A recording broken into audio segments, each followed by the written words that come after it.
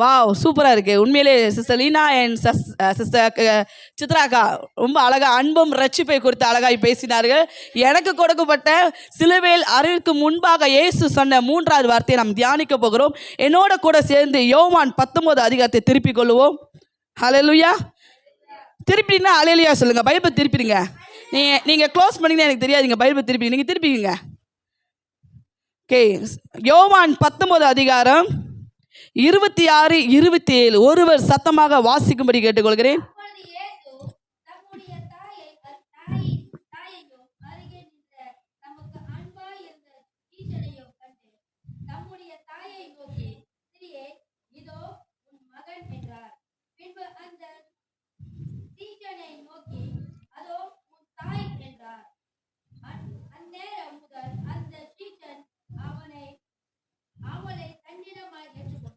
ஹல்லேலூயா. எனக்கு கொடுக்கப்பட்ட தலைப்பு என்ன பார்த்தீங்கன்னா 3வது வார்த்தை, ஸ்திரியே இதோ உன் மகன். அவர் சீஷரை பார்த்து சொன்னா இதோ உன் தாய். ஹல்லேலூயா. ஆண்டவர் கடைசி மூச்சு அவர் சிலுவையில் அவர் விடும் முன்பாக அவருடைய பொறுப்பை அவர் மறக்கவில்லை. ஹல்லேலூயா. அவருடைய அன்பை அவரை மறக்கவில்லை. நம்ம சம்டைம் நம்ம உலகத்தில் வாழ்கிற நம்மளே பக்கத்தில் இருக்கிறவங்களே நம்ம அன்பை மறந்துடுவோம். ஆனால் கர்த்தர் அவர் வாழ்ந்த வாழ்க்கைக்கு அர்த்தம் உள்ளவராய் அவர் தீர்க்கதரிசனம் நிறைவேறும் போதும் அவர் தாயை பார்த்து அந்த பிக்சர் நீங்கள் பார்க்கலாம். ஹல்லேலூயா. ஆண்டவர் சிலுவையில் அறைக்கப்பட்ட அந்த நேரத்தில் அவர் தாயை பார்த்து ஸ்திரியே இதோ உன் மகன். மகன் அவரை சீஷரை பார்த்து இதோ உன் தாய் என்றார். ஹல்லேலூயா. அந்த சீஷர் யார் என்றால் இயேசுவோடு நடந்த யோவான். ஹல்லேலூயா. ஹல்லேலூயா. கர்த்தர் அவர் கூட இருந்தார். அந்த யோவான் 12 சீஷரில் ஒருத்தர் தான் யோவான். அந்த காட்சி நீங்கள் பார்க்கும் பொழுது அவர் ஒரு கடவுள், அவர் மனுஷ ரூபாய் வந்து அவர் இறந்து போய்க்கலாம். ஏன்னா அடுத்தது 3ஆம் உயிர்த்தெழுக்க தீர்க்கதரிசனம் நிறைவேற போகுது.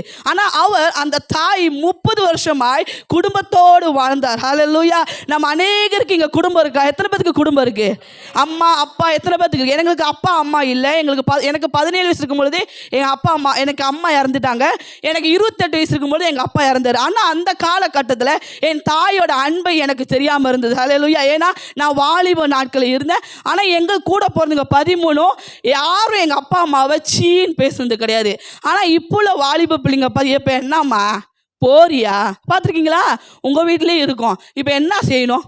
சும்மா இருக்கிறியா? சும்மா நைன்னு என்ன கேட்டால் நீ அந்த காலம். ஹல்லேலூயா. அந்த காலமும் சூரியன் உதித்தது, இந்த காலமும் சூரியன் உதித்தது. ஆமாவா இல்லையா? இல்லை இந்த காலம் சூரியன் உதிக்கலையாங்க? உச்சி தானேங்க. வானமும் இருளும் வருது, வெளிச்சமும் வருது. ஸோ அந்த காலத்து தாயும் சரி, இந்த காலத்து தாயும் சரி, தாய் தான். அந்த ஸ்தானத்தை யாரும் விட முடியும். ஆமாவா இல்லையா? நம்மளுக்கு கொடுக்கப்பட்ட பிள்ளை நம்மளை பார்த்து என்ன சொல்லுது? இந்த கால தாயா சொல்லுது. என்ன சொல்லுது? உங்களை பார்த்து கேட்குறேன். உங்கள் பிள்ளை நீங்கள் 10 மாதம் 9 மாதம், சில பேர் சொல்லுவாங்க 7 மாதம் 7 மாதம்னு அதிர்ச்சியாக சொல்லுவாங்க. எல்லாமே பிள்ளை தான். எத்தனை மாதம் இருந்தாலும் கம்ப்ளீட்டாக இருந்தாலும் பிள்ளை தான். அந்த பிள்ளை உங்களை பார்த்து இப்போலாம் ஆண்டில் 2026 பிள்ளை ஹலோ மாம் நியூ மாம் அப்படியே சொல்லுது. என்ன சொல்லுது? இல்லை சொல்லி என்ன சொல்லுது சொல்லுங்க பாப்பா. அந்த காலமாக இருந்தாலும் இந்த காலமும் அம்மா தான் சொல்லுவோம். அம்மா தான் சொல்லும், மாதர் தான் சொல்லும். ஆமாவா? எந்த பிள்ளையும் அம்மாவை பார்த்து நீ அந்த காலத்து அம்மா இந்த காலத்து அம்மா சொல்லாது. ஆனால் கர்த்தர் பாருங்க, அவர் சிலுவையிலே கடைசி அவர் மூச்சு விடும்பொழுது 3வது வார்த்தையாக இதோ ஸ்திரியே உன் தாய், உன் மகன். அவர் சீஷரை பார்த்து இது உன் தாய் என்றாரு. அந்த இடத்துல தன் தாயை 30 வருஷமா அவர் குடும்பமாக இருந்த அந்த தாயை அவர் என்ன பண்ணுறாருன்னா என் கூட ட்ராவல் பண்ணார் யோவான். அந்த சீஷரோட அந்த பொறுப்பை கொடுக்குறார். ஹல்லேலூயா. ஹல்லேலூயா. தேவன் அப்படிதாங்க. அவர் நமக்கு வாழ்ந்த வாழ்க்கையில் அழகான ஒரு அர்த்தத்தை செஞ்சிட்டார். அவர் மன்னிப்பு கொடுத்தாரு அவர் அடித்தவங்களுக்கு. 2வது ரட்சிப்பு பக்கத்தில் சிலுவை இருக்கணும் பார்த்து இன்று என் கூட பரதேசியை வாழ்றாரு. அவன் நீதிமான் கிடையாது, உத்தமன் கிடையாது, அவன் பாவி. 2வது காரியம் செய்து. 3வது என்ன செய்தானா, நான் 30 வருஷமாக ட்ராவல் பண்ணேன் என் கூட அம்மா.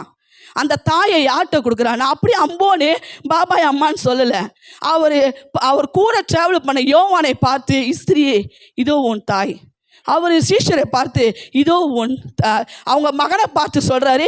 அந்த இடத்துல பார்த்து அதே நேரத்தில் அந்த சீஷர் தாயை தன்னிடமாய் சேர்த்து கொண்டார். ஹல்லேலூயா. ஹல்லேலூயா.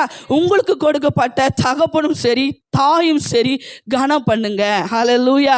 நீங்கள் நினைக்கிறீங்களா, நல்லா சம்பாதித்து பங்களோ வீடு வாங்கி நல்ல காடி வாங்கி நல்லா சேவிங் இருந்து, என் பிள்ளைங்களுக்குலாம் சில பேர் சொல்லுவாங்க என்கிட்ட, நாங்கள் எல்லாம் சேவிங் பண்ணிட்டோம். என்னோட கேள்வி என்னன்னா, உன் தாய் தகப்பனையும் கனம் பண்ணுவியா? நீ கனம் பண்ணலையா சேர்த்தது ஒன்றுமே இல்லை. ஏனென்றால் நீ இந்த பூமியில் நீடித்த நாட்களாய் வாழ்வதற்கு உன் கூட உனக்கு கொடுத்தாரு அப்பா அம்மா. நம்ம ஹோனர் பண்ணுவான். கர்த்தர் அந்த கணத்தை அவர் ரொம்ப மதிச்சினார் தான் சிலுவையில் அவர் தாயை பார்த்து சொல்கிறார், இதோ உன் மகன். சீஷரை பார்த்து இதோ உன் தாய் என்றார். ஹல்லேலூயா, ஹல்லேலூயா. இங்கே அநேக வாலிபர்கள், சிறு பிள்ளைகள் எல்லாரும் இருக்கீங்க, பெரியவங்க கூட இருக்கீங்க. இப்போ எங்கள் அம்மா இருந்தாங்கன்னா கண்டிப்பாக எங்கள் அம்மாவை நாங்கள் கனப்படுத்திருப்போம். இப்போ தூக்கி வச்சு ஆடி இருப்போம் எங்கள் அம்மாவை. ஸோ எங்கள் 17 வயசில் எனக்கு ஒரு வாலிபத்தில் சிங்கப்பூர் வேலைக்கு போயிட்டோம். அதோட அம்மாவோட அருமை தெரியாது. அப்பா அம்மாவாக மாறினார். ஆனால் இப்போ எங்கள் சகோதரி எங்களுக்கு அம்மாவாக இருக்காங்க. ஹல்லேலூயா. எனக்கு கொடுக்கப்பட்ட 6 சிஸ்டரும் எனக்கு அம்மா. எனக்கு கொடுக்கப்பட்ட அண்ணிமார்களாம் எனக்கு அம்மா. ஏன்னா நான் அப்படி அந்த ஸ்தானத்தில் நாங்கள் கொண்டு வந்துட்டோம். ஆனால் உங்களுக்கு அழகாக பக்கத்தில் அம்மா அழகாக மேக்கப் பண்ணிவிட்டு சேலை கட்டிட்டு பக்கத்தில் இருக்காங்க. உங்கள் அம்மா பாருங்க, உங்கள் அம்மா பக்கத்தில் பாருங்க, இருக்காங்களா? கேரளா இருக்காங்களா? வேறு உங்கள் அம்மா இருக்காங்களா? எவ்வளோ அழகாய் ஆண்டவர் குடும்பத்தை அழகுபடுத்தி சீர்படுத்தி நமக்கு ஒரு தாயை கொடுத்துருக்க. அந்த தாயை கனப்படுத்துங்க. ஹல்லேலூயா. நீங்கள் தாயை கனப்படுத்தாமல் தாயை சீர்படுத்தினீங்கன்னா உங்களுக்கு எந்த ஆசீர்வாதமும் உங்களுக்கு இருக்காது. ஹல்லேலூயா. வேதம் சொல்லுது, என்னோட திருப்பிக் கொள்ளுங்கள், உபாகம் 5வது அதிகாரத்தை திருப்பிக் கொள்ளுங்கள். உபாகம் 5:16 வசனத்தை ஒருவர் சத்தமாக வாசிக்கும்படி கேட்டுக்கொள்கிறேன்.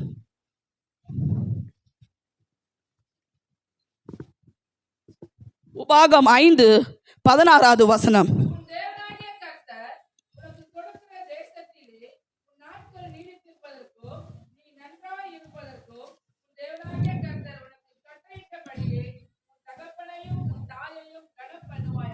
ஹல்லேலூயா.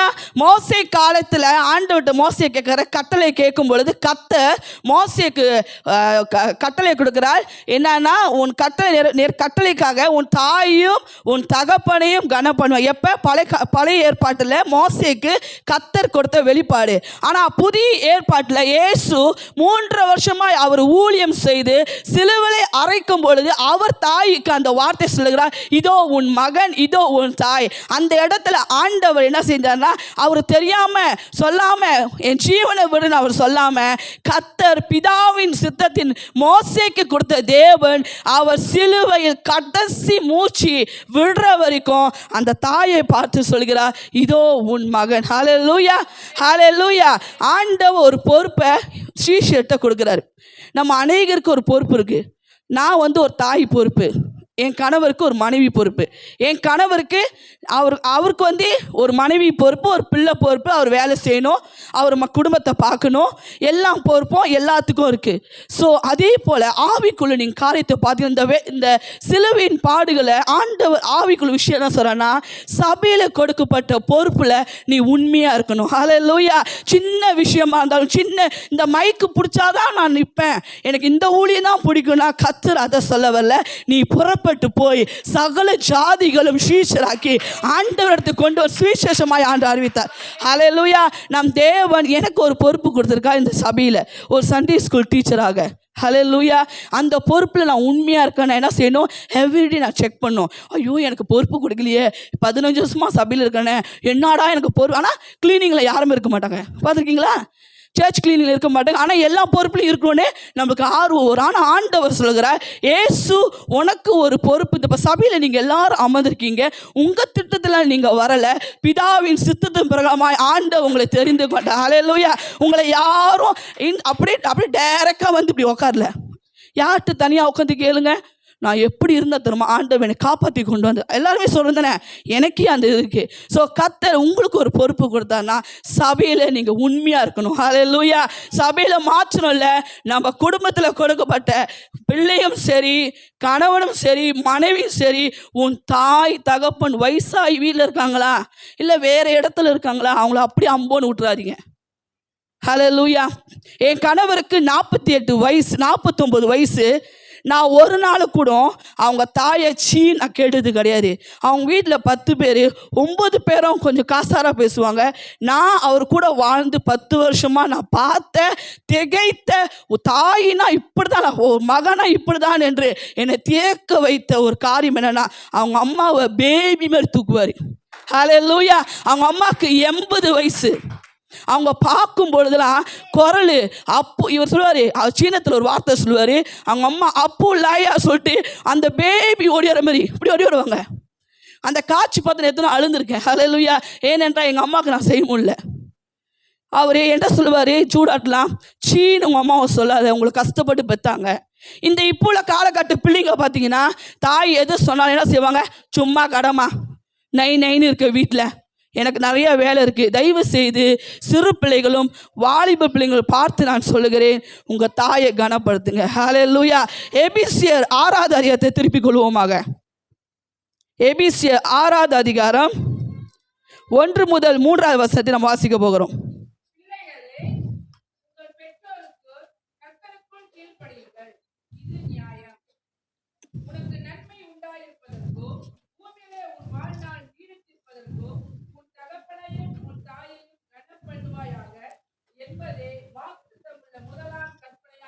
ஹல்லேலூயா. கர்த்தருடைய வேதம் சொல்லுகிறது, எபிசியர் 6வது அதிகாரம், பிள்ளைகளே உங்கள் பெற்றோருக்கு கர்த்தருக்குள் கீழ்ப்படிங்கள், இது நியாயம். ஹல்லேலூயா.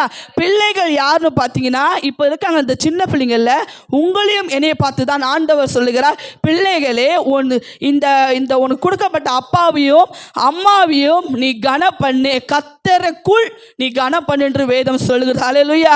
உனக்கு நன்மை உண்டாக்கும்படி பூமியிலே உன் வாழ்நாள் நீடித்திருப்பதற்கு உன் தகப்பனையும் உன் தாயையும் கன பண்ணுவாயாக என்பதே வாக்குத்தத்தம் முதலாம் கற்பனை. ஹல்லேலூயா. ஹல்லேலூயா. மோசேக்கு கர்த்தர் கொடுத்த வெளிப்பாடின் கட்டளை, உன் தாயையும் உன் தகப்பனையும் நீ கன பண்ணுவாயாக.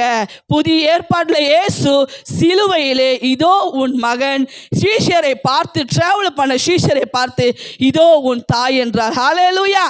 ஹல்லேலூயா. கர்த்தர் நல்லவர். உங்களுக்கு கொடுத்திருக்க தாயையும் தகப்பனையும் நீங்க கனப்படுத்துங்க. அவங்களுக்கு சீன்னு சொல்லிடாதீங்க, உன்னாலே எனக்கு பெரிய தலைவலின்னு சொல்லாதீங்க. உங்கள் நீடித்த நாட்கள் லாங் லைஃபாக நீங்கள் வாழணும், சுகமாக இருக்கணும், நல்ல ஜாலியாக கிறிஸ்துக்கள் இருக்கணும்னா உனக்கு கொடுக்கப்பட்ட உன் தாயையும் தகப்பனையும் நீங்கள் கன பண்ண வேண்டும். ஹல்லேலூயா. நீங்கள் தாயும் தகப்பும் அலட்சியமாக எடுத்துக்காதீங்க. தாய் தகப்பனை ஹோமில் விட்டுறாதீங்க. தாய் தகப்பன் வீண் என்று வீதியில் விட்டுறாதீங்க, அது உங்களுக்கு சாபமாய் மாறிடும். ஹல்லேலூயா. வேதம் சொல்லுது, கனப்படுத்துவனுக்கு தேவன் பிதாவிடத்து கனம் தருகிறார். ஹல்லேலூயா. நீ யாரெல்லாம் கனப்படுத்துகிறியோ, ஒரு ஊழியக்காரர் உனக்கு கொடுத்தார்னா அவரை கனப்படுத்த நீ முந்திக்கொள் என்று வேதம் சொல்லுது. அவர் என்ன ஒரு மனுஷன் தானே, ஒரு பொடியன் தானே நீங்கள் நினைக்கக்கூடாது. வேதம் சொல்லுது, உன்னை கனப்படுத்துவேன், பிதா கனப்படுத்துவார். ஹல்லேலூயா.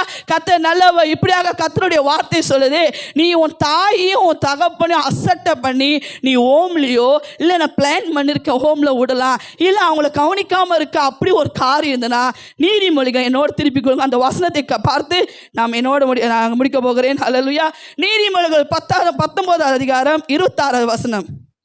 நீ உன் தாயை தகப்பனை துரத்தும் பொழுது உனக்கு என்ன வரும் என்று அந்த வசனம் தெளிவாக சொல்கிறது. ஒருவர் சத்தமாக வாசிக்கணும்.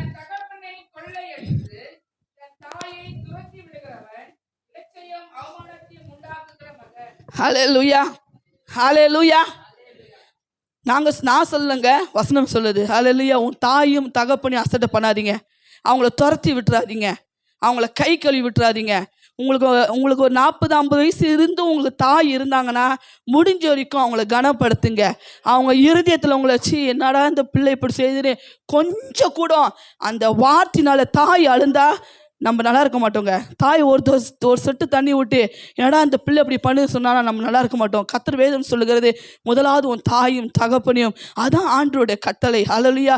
மோசேக்கு கர்த்தர் கொடுத்த கட்டளை, உன் தாயும் உன் தகப்பனையும் நீ கன பண்ணு.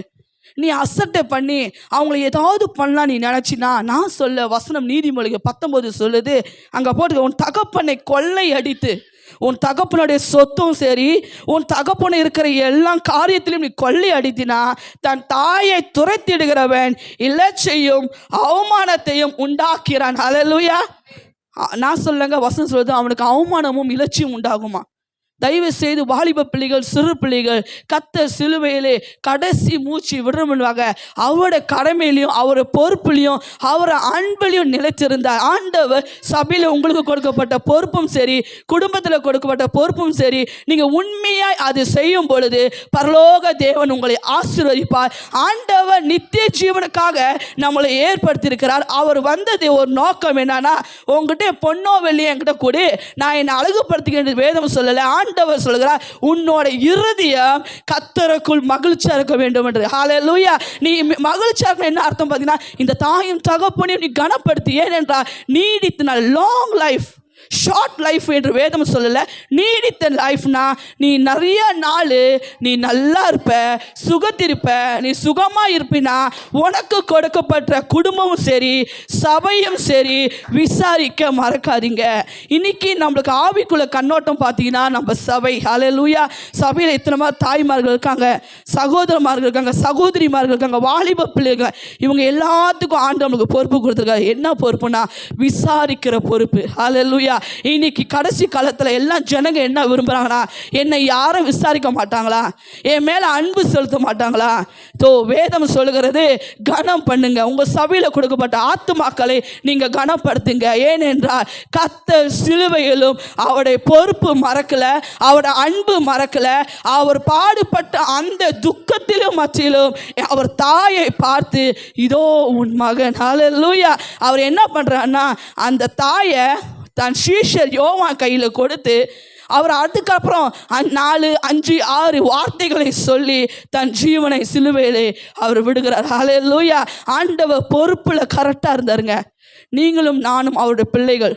இரத்தத்தினால, ரட்சிப்பினால நம்மளை ஏற்றுக்கொண்டு நம்மளை அவர் நித்திய ஜீவனுக்காக நம்மளை அழைத்த இயேசு உங்களையும் என்னையும் பார்த்து சொல்கிறார், உனக்கு கொடுக்கப்பட்ட பொறுப்பில் உண்மையாக இருந்து பரலோக ராஜ்யம் வரும் பொழுது உண்மையும் உத்தமும் ஊழியக்காரனே உள்ளே பிரவேசி என்று சொல்லும்படியாக அந்த கிரீடத்தை நம்ம பெற்றுக்கொள்ள வேண்டும். ஹல்லேலூயா.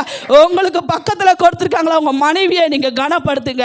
உங்களுக்கு கொடுக்கப்பட்ட கணவனை நீங்கள் கனப்படுத்துங்க. உங்களுக்கு கொடுக்கப்பட்ட வயசான அம்மா வீட்டில் இருந்தாங்கன்னா தயவு செய்து வேதம் சொல்லுகிறது, கட்டளையின் பிரகாரமாய், நியாயம் பிரகாரமாய் அவர்களை கனப்படுத்துங்க. யாரையும் அசட்டியாக்கிறாதீங்க. ஹல்லேலூயா. கர்த்தர் கடைசி மூச்சு வரைக்கும் அந்த பொறுப்பு அவர் உடலை. நம்ம பிள்ளையா இருக்கும். இயேசுவோட பிள்ளை. எத்தனை பேர் இயேசுவோட பிள்ளையா இருக்கீங்க? கை தூக்குங்க பார்ப்போம். இயேசுவோட பிள்ளைங்க தைரியமாக கை தூக்கணும். இப்படி பக்கத்தில் என்ன பார்ப்பாங்க, இயேசுவோட பிள்ளை நல்லா கை தூக்குங்க. ஹல்லேலூயா. சொல்லுங்க தைரியமா, நான் இயேசுவோட பிள்ளை. அவர் கொடுத்த பொறுப்பை இந்த பூமியில நான் கனப்படுத்துவேன். நான் இயேசுவுக்காக, அவர் வருகைக்காக எனக்கு கொடுத்த தாயும் தகப்பனையும் கட்டளையின் பிரகாரமாக நான் கனப்படுத்துவேன். பலத்த கரங்களை தட்டி கர்த்தருக்கு நன்றி செலுத்துவோம்.